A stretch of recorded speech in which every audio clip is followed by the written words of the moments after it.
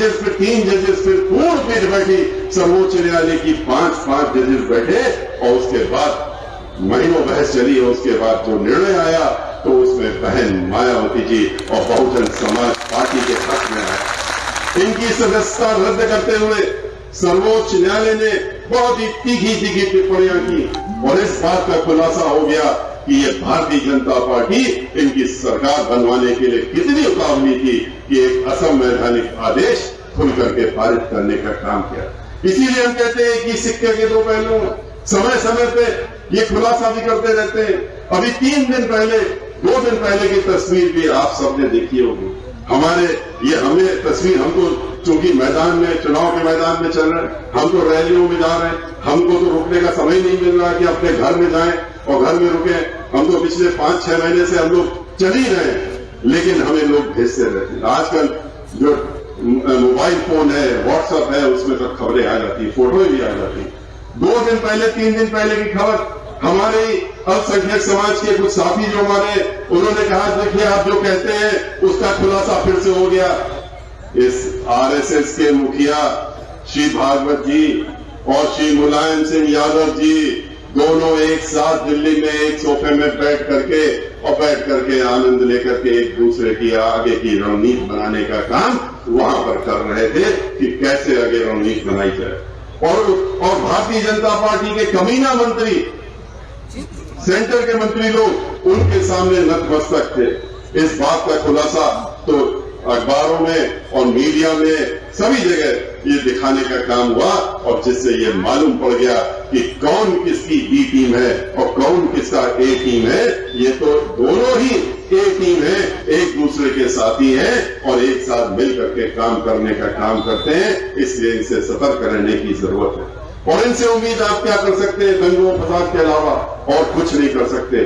आज भारतीय जनता पार्टी आई, इनसे आजिज होकर के, समाजवादी पार्टी से दुखी होकर के और भारतीय जनता पार्टी के जो नेता लोग आए, उन्होंने बड़े बड़े वादे, बड़े लुभाने वादे सबके सामने करने का काम किया। हमारे प्रदेश की भोली भाली जनता, महिलाएं, बच्चे जो पढ़ रहे थे, जो नौकरी नहीं पा रहे थे, जो बेरोजगार थे, जो किसान थे, जो मजदूर थे, ये सब उसमें आ गए, उन वादों में आ गए।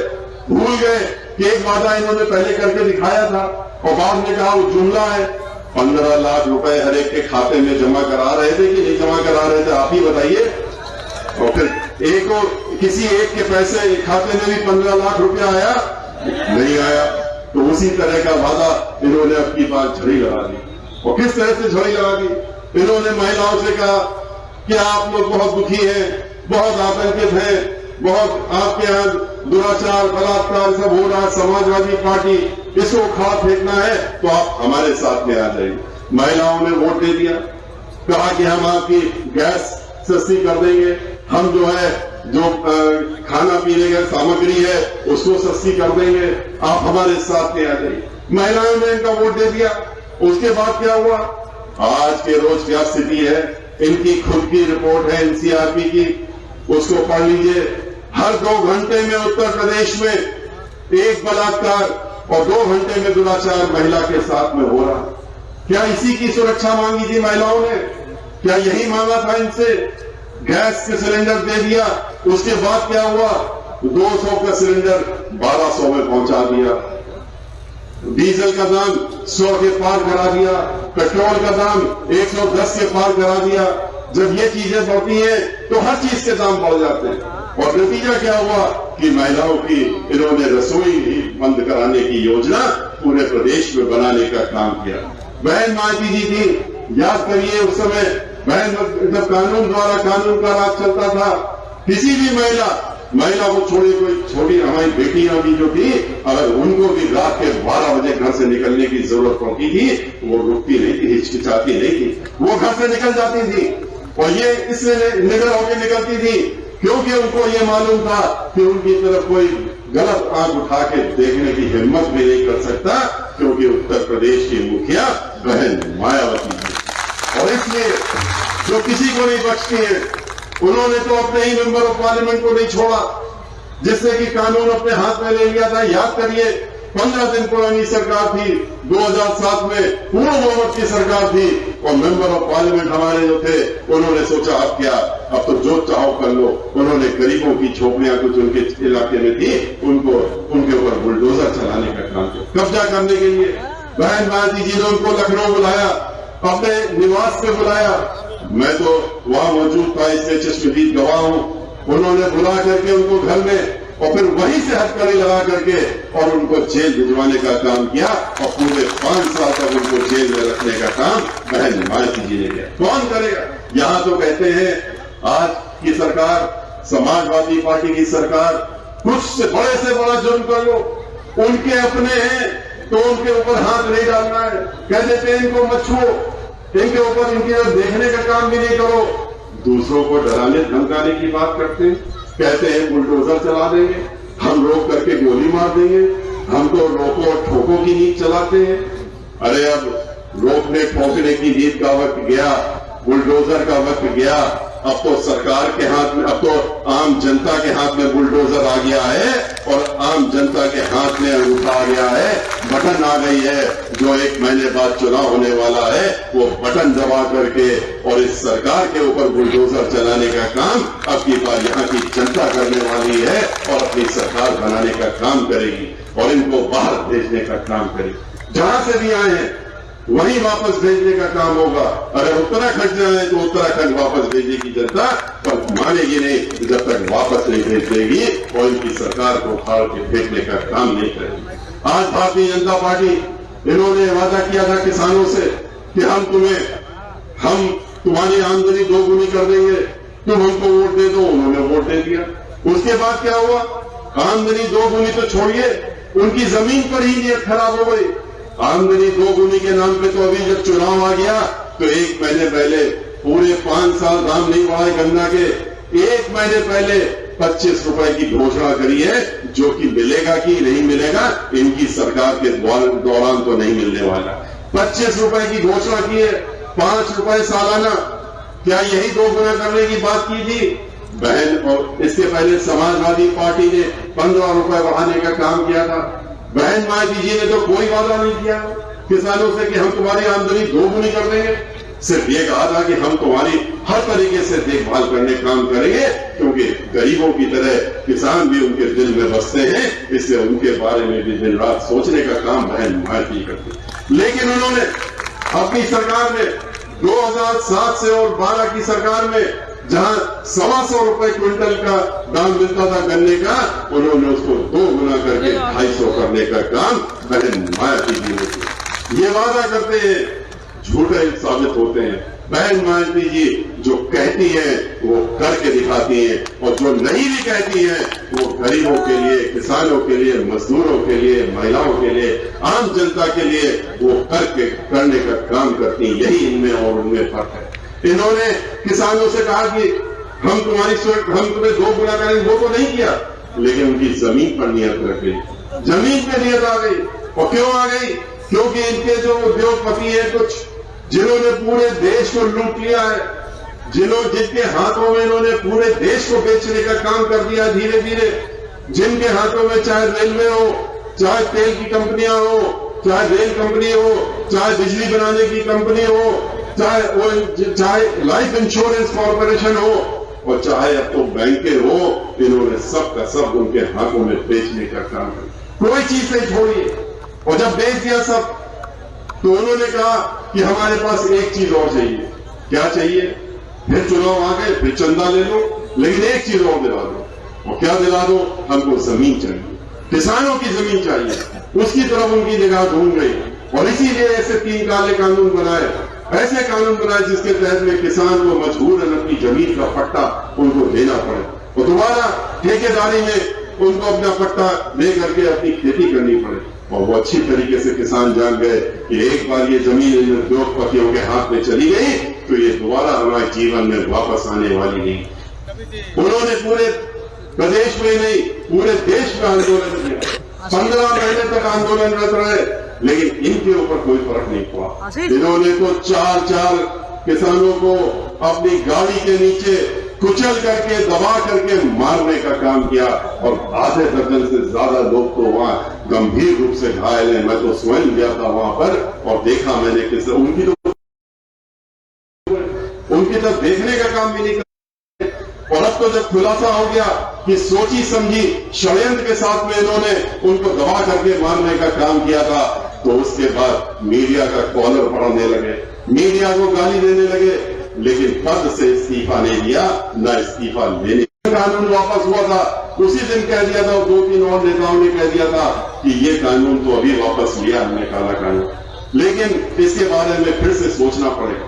चुनाव आ गया है, चुनाव जैसे ही आया किसानों का आपने 3 काले कानून तो वापस ले लिए, लेकिन न्यूनतम जो पैसा मिलना चाहिए उनको अपनी उपज का, उसका कोई बिल नहीं लाए, उसका कोई आदेश जारी नहीं किया।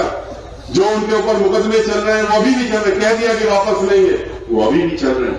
और इतना ही नहीं, आज आका अखबार उठा करके देख लीजिए, कल जो है इनके मुखिया जो एग्रीकल्चर मंत्री है, जिनके तहत में ये कानून बने थे, अब तो उन्होंने ही कल कह दिया नागपुर में, महाराष्ट्र में एक सभा में, और उन्होंने कहा कि ये जो कानून हम लेकर के आए हैं इसको वापस तो हमने ले लिया है मजबूरी में, क्योंकि किसान इस दबाव में हम ज्यादा दिन आने वाले नहीं है, बहुत जल्दी इसके बारे में दोबारा हम सोच करके और इनको लाने। ये खुलासा जो हम लोग कह रहे थे कि ये करने वाले हैं, इनके राज्यपाल ने कहा था, अब तो मंत्री ने स्वयं कर दिया। तो इसलिए हमारे किसानों को भी ये सोचना चाहिए, जागरूक रहना चाहिए कि इनकी असलियत क्या है। ये उन्हीं में से है जो वादा करके इन्होंने कहा कि हमारे साथ में आ जाओ, बेरोजगार हो तुम लोग, वोट देने का काम करो, और उनसे कहा कि हम तुमको 2 करोड़ नौकरियां देंगे सालाना, हमें वोट दे दो। उन्होंने खुल करके वोट दे दिया, दिलवाने का काम भी किया।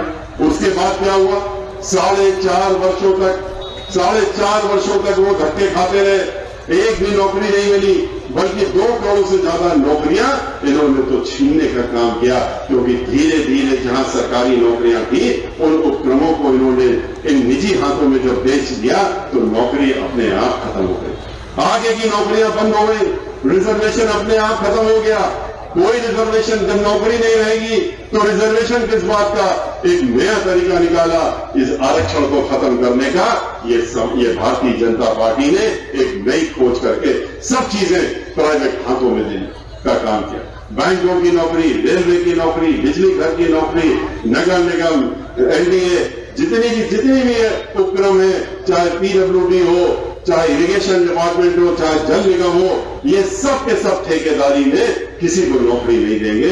नौकरी देने के लिए ऊपर रोक लगाने का काम किया, ठेकों में नौकरी देंगे, जो कि आपको कभी 4,000 रुपए दे देंगे, कभी 5,000 रुपए दे देंगे, और उसका निकाल के बाहर करने का काम करें। इन्होंने जब आंदोलन किया हमारे नौजवान साथियों ने, तो उनको क्या मिला, उनको लाठियां मिली, उनको डंडे मिले जैसे किसानों को मिले, उनके सर फोड़े गए। उसके बाद जब उन्होंने ये बात कही कि भाई आपने हमारे साथ ऐसा क्यों किया, तो इन्होंने उनको जवाब में कहा कि हम नौकरी तो नहीं दे सकते, एक सलाह दे सकते हैं। और सलाह क्या थी, कहा तुम लोग बहुत बड़े पढ़े लिखे हो, तुम लोग डिग्री और पीएचडी किए हुए हो, तो तुम्हें हम ये सलाह देते हैं कि तुम लोग जाओ और पकौड़ा बेचने का काम करो।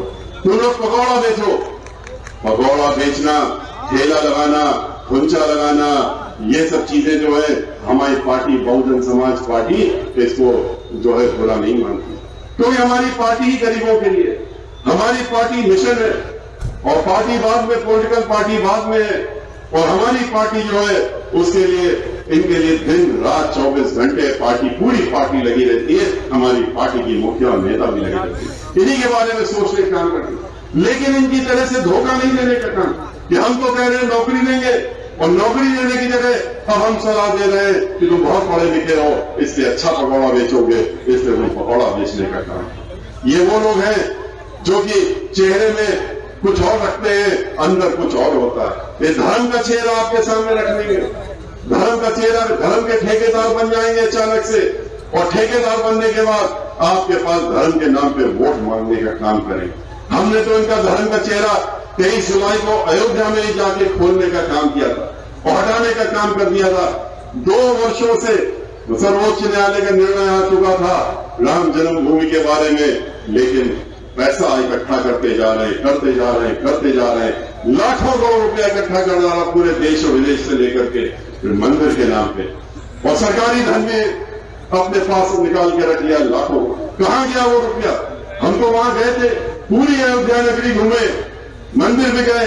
हमने कहा सोचा कि देखिए अब तो 2 साल हो गए हैं, मंदिर बन गया होगा, मंदिर बन के खड़ा होगा, क्योंकि हम तो याद कर रहे थे जिस तरह से कार्य बहुजन समाज पार्टी की सरकार में होते थे।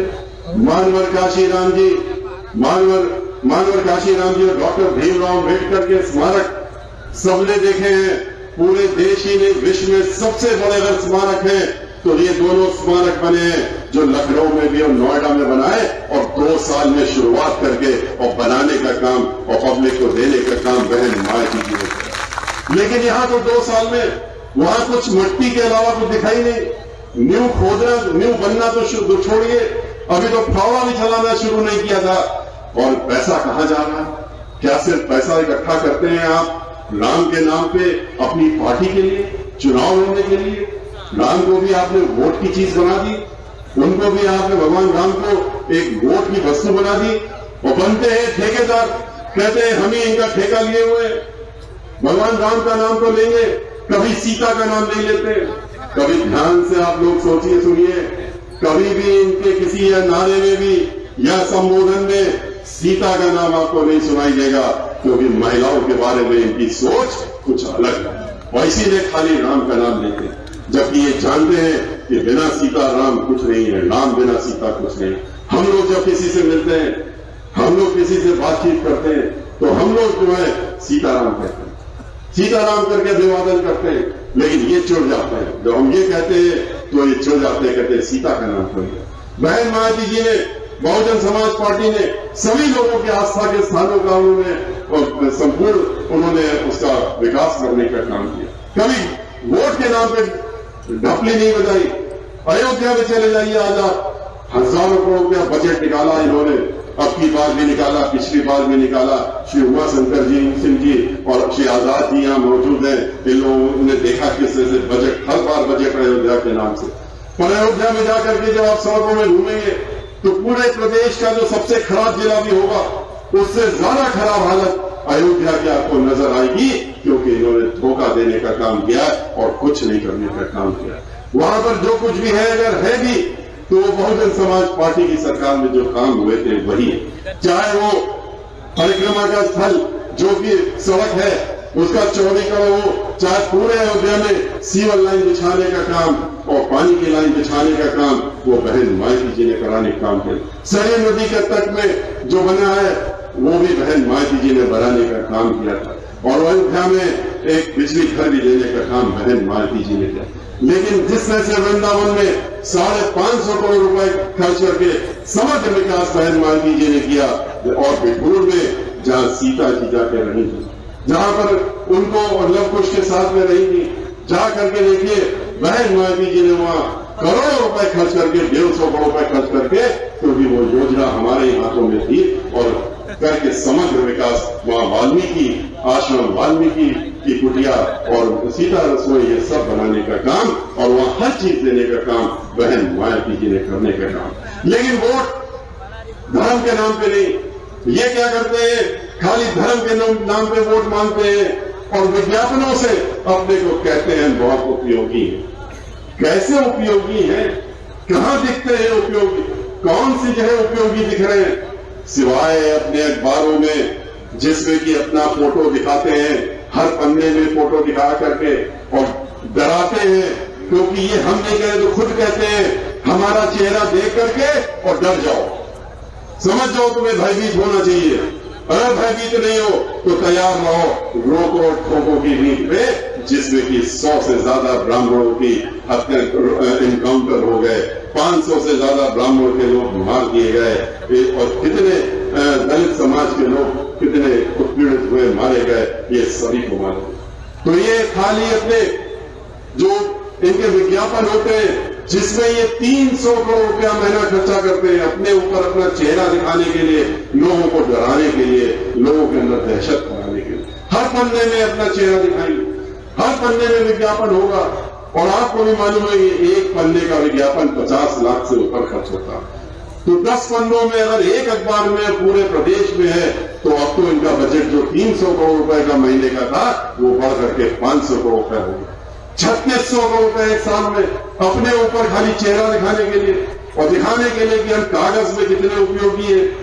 20,000 करोड़ रुपया 5 साल में। अगर यही रुपया इन्होंने गरीबों के ऊपर लगा दिया होता और स्कूलों में लगा दिया होता, तो सवा खाना हमारी बच्चों को स्कूल में नहीं खाना पड़ता और उनकी तबीयत नहीं खराब होती, जैसा कि अखबारों में आए दिन निकलता रहता है। सैकड़ों की संख्या में, लाखों की संख्या में लोग कोरोना में नहीं मरते, ऑक्सीजन की कमी से नहीं मरते, दवाई की कमी से नहीं मरते, डॉक्टरों की कमी से नहीं मरते, अस्पताल की कमी से नहीं मरते, अगर ये रुपया इन्होंने वहां लगा दिया होता। अगर इन्होंने जो सड़कों में चलते हुए लोग आ रहे थे दूसरी जगह से और पूरे दूसरे प्रदेशों से, हमारे प्रवासी लोग थे, सैकड़ों किलोमीटर चलते रहे अपने कंधों में बच्चों को ले करके और आते रहे, लेकिन उनके लिए न खाने की व्यवस्था, न उनके लिए कुछ करने की व्यवस्था, न रुकने की व्यवस्था। इतने लोग मर गए कोरोना में कि उनको जलाने का स्थान नहीं मिला, दफनाने का स्थान नहीं मिला। तो फिर उसके बाद आपने भी देखा कि किस तरीके से गंगा नदी में बहाने का काम किया, बालू में गाड़ने का काम किया और किस तरह से जानवरों ने फिर उनको नोचने का, खसोटने का जो दृश्य आप लोगों ने देखा, अखबारों में, टेलीविजन में, घृत शरीर देखा, वो जो तस्वीर देखी, वो हम लोगों के कभी भी दिमाग से हट नहीं सकती। पूरे देश विदेश में हम लोग शर्मसार हुए, लेकिन ये विज्ञापन निकालते हैं कि कोरोना में हमने कितना अच्छा काम किया, कितनी अच्छी हमने दवाइयां दी, कैसे डॉक्टरों को दिया, कैसे लोगों के पास दवा पहुंचाने का काम किया। ये झूठा प्रचार करते हैं, इसलिए आप इनके झूठे प्रचार में मत आइएगा। याद करिए किस तरह से इन्होंने पूरे प्रदेश में दहशत फैलाई हुई है, किस तरह से ये और समाजवादी पार्टी मिलकर के एक दूसरे को अल्फाज बनाने का, बातें करने काम करते हैं, भड़काने के लिए करते हैं। किस तरह से दलित समाज की हमारी एक बेटी के साथ में हाथरस में क्या हुआ, ये कभी भूलना नहीं चाहिए। हमारे सभी समाज के लोगों को, खाली दलित समाज के नहीं, वो हम सबकी बेटी थी, वो हमारे प्रदेश की बेटी थी, हमारे देश की बेटी थी। उसके साथ बलात्कार हुआ और बलात्कार होने के बाद जब उसकी मृत्यु हो गई, तो उसका मृत्यु शरीर पे उसके घर वालों को नहीं दिया। लोग देखते हैं टेलीविजन, हमने भी देखा, आपने भी देखा कि मुख्यमंत्री, उत्तर प्रदेश के मुख्यमंत्री, जिनको तो वहां पहुंचना चाहिए था, वो अपने घर में बैठ करके और टेलीविजन लगा करके और उसमें बैठ करके खुद देख रहे थे, नजारा देख रहे थे। और क्योंकि जिला मजिस्ट्रेट वहां खड़ा हुआ था, उसको निर्देश दे रहे थे, कह रहे थे किसी भी हालत में इसके मृत शरीर को, इसके घर वालों को मत देना। और वो लोग रोती रही, मां विलकती रही, घर वाले चीखते रहे, उनको सिक्जे के अंदर बंद करके ताला लगा दिया गया जिलाधिकारी के आदेशों के अनुसार। और फिर रात के 2:30 बजे ले जाकर के खेतों में किस तरह से उसके ऊपर मिट्टी का तेल छिड़क करके उसको जलाने का घृणित कार्य हुआ, ये सबने देखा, कोई नहीं भूल सकता। और हम लोगों की नहीं निगाह सर से झुकी, हम लोगों का ही नहीं सर झुका, पूरे प्रदेश का, पूरे देश का और पूरे विश्व में वो तस्वीर आई थी, छपी थी, हर मैगजीन में छपी कि किस तरह से मिट्टी के तेल डाल के एक पुलिसकर्मी के हाथों से उसको जलाने का काम हो रहा। इन्होंने किसी को नहीं छोड़ा। इन्होंने तो 16.5 साल की लड़की खुशी दुबे, एक दिन पहले, सिर्फ एक दिन पहले उसकी शादी हुई थी, उसके हाथों की तो मेहंदी में नहीं छूटी थी। उसके पति को तो पहले इनकाउंटर में मार गिराया और उसके बाद क्या किया, उसके बाद उसको उठा ले गए और जेल में बंद कर दिया। क्या दोष था उसका? दूसरे जिले से शादी होकर के आई थी वहां पर और उसके बाद उसको जेल में ले गए। और प्रदेश के मुख्यमंत्री कार्यालय से इसकी समीक्षा हर रोज होती है कि और बराबर होती है, किसी भी हालत में उसकी बेल नहीं होनी चाहिए।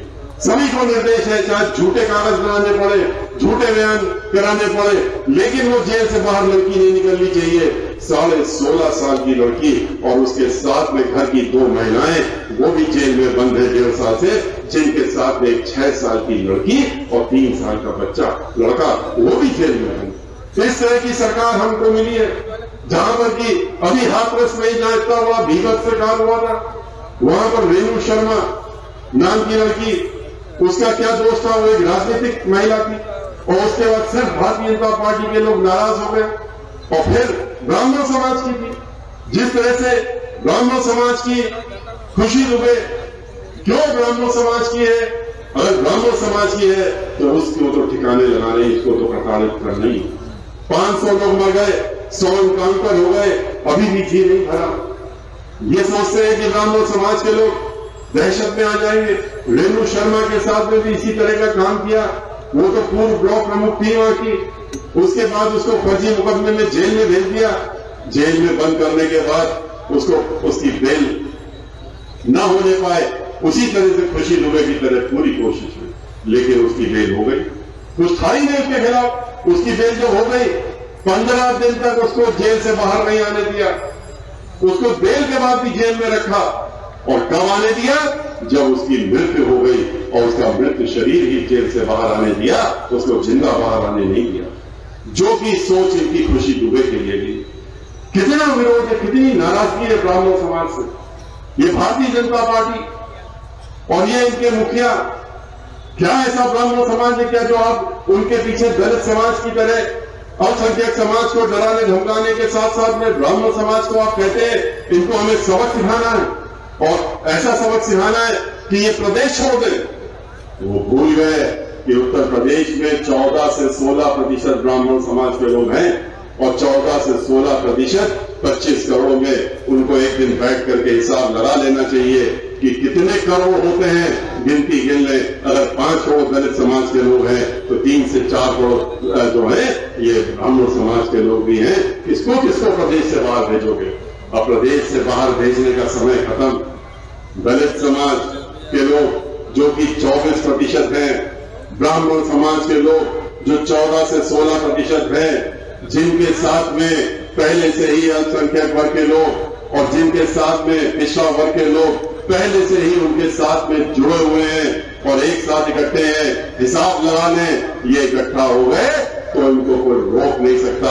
40% तो खाली ब्राह्मण समाज और दलित समाज के ही लोग हो जाते हैं, और 2007 में करके भी दिखाने का काम किया, और अब की बार भी करके दिखाएंगे। और जो सोच रहे हैं कि उत्तर प्रदेश से इन लोगों को बाहर कर देंगे, अब उनको खुद तैयार हो जाना चाहिए। उत्तर प्रदेश छोड़ने के लिए अपनी तैयारी कर लेनी चाहिए, और इनको बाहर जाने के लिए अब यही लोग बाध्य करने का काम करेंगे। भाइयों, आपको इन सब बातों को इसलिए मैं बता रहा हूं क्योंकि आप लोग जाएंगे लोगों के बीच में, आप लोग हमारी बात पहुंचाने का काम करेंगे। बहन मायावती जी का संदेशा जो हम लोग आपके बीच में लेकर के आए, उसको पहुंचाने का काम करेंगे। और यह आपकी जिम्मेदारी भी है, क्योंकि आपका अपना भविष्य भी इसमें निर्भर है, खाली हम लोगों का नहीं। हमारे ये जो साथी जीत कर असेंबली में जाएंगे, ये किसके लिए काम करेंगे? ये आप ही के लिए काम करेंगे। बहुजन समाज पार्टी के लोग, हमारे जो एमएलए हैं, जो 2 पूर्व एमएलए बैठे हैं आपके बीच में, आपने देखा हमारे 2 पूर्व सांसद बैठे हैं। ये लोग 24 घंटे जब काम 3 पूर्व एमएलए हैं, नकुल दुबे भी बैठे, जो पूर्व मंत्री भी रहे, और ये लोग जो है जब भी एमएलए रहे काम किया, काम करते थे। बहन मायावती जी का एक ही निर्देश होता था सबके लिए कि सब जन के लिए, सब जन की सरकार बनाने के लिए, सबको बनाई है तो सबके लिए काम करो, और दिन रात लोगों के लिए काम करने का काम करो। ये लोग जीत करके आएंगे तो एक तरीके से ये नहीं जीतेंगे, ये आपकी अपनी जीत होगी, और आप खुद जीत करके जाएंगे। मैं तो ये कहता हूं इसीलिए कि इनको अपना प्रत्याशी मत समझिए, अपने आप को अपना प्रत्याशी समझिए। आप बहुजन समाज पार्टी के प्रत्याशी हमारे लिए, हमारी निगाह में आप सबसे बड़े हैं। ये लोग तो खाली आपके नुमाइंदे के रूप में वहां जाएंगे, पर असली लोग तो आप ही हैं, जिनके हाथों में ताकत है और जिनके हाथों में बटन है, जो इनको पहुंचाने का काम करेंगे। और आप लोगों को अपना ही नहीं, अपनी सरकार बनाने के लिए, प्रदेश का भविष्य बनाने के लिए, अपने आने वाली पुश्तों का भविष्य बनाने के लिए, इन सब के लिए, और उत्तर प्रदेश में भाईचारा बनाने के लिए, किसानों के लिए, मजदूरों के लिए, बेरोजगार लोगों के लिए, महिलाओं के लिए, और जो हमारे टीचर लोग हैं जो कि मारे फिर रहे हैं, जिनको नौकरियां देने के नाम पे ये आवेदन पत्र भरवाते हैं, और उसके बाद कह देते हैं पर्चा लीक हो गया, लाखों रुपया करोड़ रुपया ले लेते हैं, फिर पर्चा लीक करा करके और नौकरी देने का काम नहीं करते। ऐसे ही खाली अध्यापकों के साथ में नहीं किया, अनेकों लोगों के साथ में इन्होंने किया। कितने भी इम्तिहान हुए इधर बीच में, सब में, चाहे वो लेखपाल का हो, चाहे पुलिस भर्ती का हो, चाहे टीटी हो, चाहे डीएड हो, सभी में आगे चलकर पर्चा लीक हो जाता है, क्योंकि नौकरी उन्होंने कसम खाई है कि नौकरी तो हमें देनी नहीं है, नौकरी तो हमें लेनी है। इसलिए इस सरकार को इन उखाड़ के फेंकने की जिम्मेदारी हम सबकी बनती है और आपको अपनी पूरी ताकत लगाने की जरूरत है। बहन मायावती जी ने जो 5 साल में और जो अपनी सरकार में किया था, उसको तो आपको हम लोगों ने एक पर्चे के रूप में देने इसलिए दिया है कि आपको मालूम रहे कि क्या क्या बहन मायावती जी ने इस प्रदेश में किया। लेकिन अगर आप चाहते हैं कि बहन मायावती जी ने जो 7 सितंबर को और 9 अक्टूबर को जब मानवर काशीराम जी के उन्होंने पुनर्निर्माण दिवस में, उन्होंने आप परिनिर्माण दिवस में उन्होंने जो बात कही थी, जहां 5 लाख से ज्यादा लोग इकट्ठा थे, उन्होंने क्या कहा था? उन्होंने कहा था कि बात हमारी प्राथमिकता जो होगी बेरोजगारी दूर करने की, पूरे उत्तर प्रदेश से बेरोजगारी दूर करने की बात होगी, किसानों के लिए जो भी कार्य हो सकते हैं वो करने की बात होगी। और उन्होंने जो कहती है वो करके भी दिखा दी। कानून द्वारा कानून का राज, तो बहन मायावती जैसे ही चुनाव की उनको वोट लेने की जरूरत नहीं पड़ती, उनको शपथ लेने की जरूरत नहीं पड़ती है। वो तो जैसे ही बहुजन समाज पार्टी की बहुमत आ जाता है टेलीविजन में, आ गया, अपने आप पूरे उत्तर प्रदेश में कानून व्यवस्था ठीक हो जाती है। लोगों मालूम हो जाता है कि कौन आ रहा है, कौन सा शासक आ रहा है, कौन सा प्रशासक आ रहा है। सब अपने आप, जितने गुंडे बदमाश माफिया हैं और जितने ये डराने धमकाने वाले हैं, इनसे डरने की जरूरत नहीं। आपको सिर्फ इतना बताने की जरूरत है उनको। कोई अगर अभी भी कोशिश करे, जब 10 दिन बाद चुनाव है, फिर भी आपको धमकी देने की कोशिश करे, तो उसको भी जवाब में कह दीजिए कि अब तुम्हारा वक्त लग गया, अब ये समझ लो कि बहन मायावती जी आ रही है। और ये सुनते ही वो अपने आप जो है अपने दिलों में घुस जाएगा या कहीं छिप के बैठ जाएगा, इसके अलावा बाहर नजर नहीं आएगा। इसलिए भाइयों, आपसे मेरा अनुरोध है कि आपने जो ये बातें सुनी, हमारे साथियों की बातें सुनी, हमारे जितने पूर्व वक्ता थे उनकी बातें सुनी, उनको सुनने के बाद एक संकल्प जो हम लोगों ने आपसे कहा था, शुरू सभी ने कहा कि हम लोग एक संकल्प लेकर के जाएं कि अब की बार उत्तर प्रदेश में हम लोग 5वीं बार बहन मायावती जी को पूर्ण बहुमत की सरकार बना करके मुख्यमंत्री बनाने का काम लेंगे। इसका संकल्प हम जरूर। और इस संकल्प को लेने के लिए अगर आप हमारे साथ में हैं, अगर आप हमारी बातों से सहमत हैं, हमारे साथियों की बातों से सहमत हैं, तो मैं ये जरूर चाहूंगा आपसे कि आप लोग एक बार खड़े होकर के और दोनों हाथ उठा करके एक बार हमको इशारा कर दीजिए और हमारे साथियों को इशारा कर दीजिए कि आप हमारे साथ में। आपके हाथ देख करके हमारा उत्साह बढ़ गया, हम सबका उत्साह बढ़ गया। और इसके साथ में मैं अपनी बात समाप्त करता हूँ, विदा लेता हूँ। जय भीम, जय भारत, जय परिषद।